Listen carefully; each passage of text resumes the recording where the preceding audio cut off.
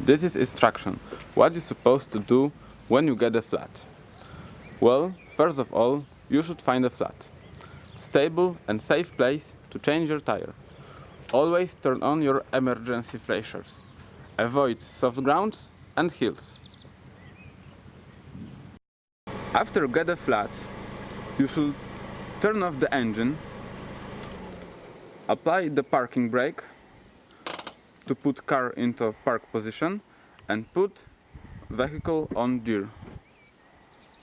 Out the jack from the trunk. Place the jack under the frame near the tire that you are going to change. Ensure that the jack is in contact with the metal portion of your car's frame.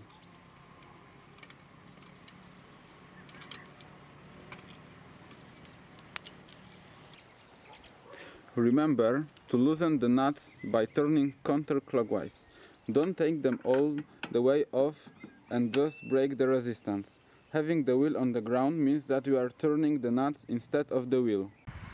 Pump jack to lift the tire off the ground. You need to leave it high enough to remove the flat tire and replace it with a spare.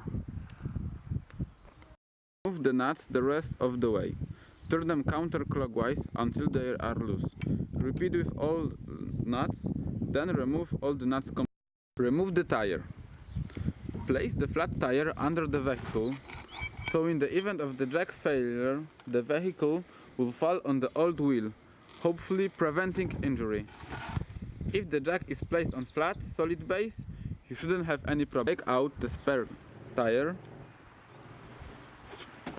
and place the spare tire on the hub.